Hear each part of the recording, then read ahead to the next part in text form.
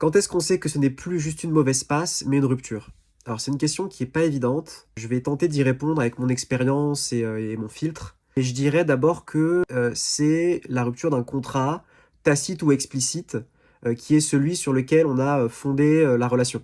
La rupture, elle se fait si au moins l'un des partenaires n'est plus en accord avec ce contrat, d'engagement en fait qui a été passé. Après maintenant comment on le sait? Je dirais que, ben, on le sait quand ça devient une réalité corporelle inévitable, quoi. Ça peut être brutal, on le sent dans le corps, c'est plus possible, il faut qu'on se barre, on peut plus être avec l'autre.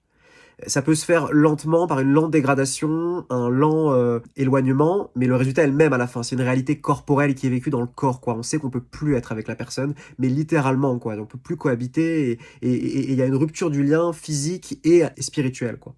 Après, j'ai l'impression que ta question, elle véhicule aussi un sentiment de confusion intérieure et que tu aimerais trouver un moyen objectif de décider, en fait, une bonne fois pour toutes, si c'est fini. Mais en vrai, le fait de se poser la question en boucle ne résout pas la situation. Au contraire, ça ne fait qu'augmenter la confusion en réalité. Parce qu'il y a des couples qui passent, des décennies en fait à être, ensemble de façon malheureuse, à accumuler énormément de rancœur, mais qui ne rompent jamais parce que la décision, de quitter ne se fait pas. Parce qu'il y a des peurs derrière, pour un tas de raisons. Donc il y a rupture de l'engagement sur le plan symbolique, mais, mais le corps reste avec. Et on ne résout pas cette situation en se posant plus de questions, on la résout à un moment parce que le corps te le dit et parce que tu le suis, en fait.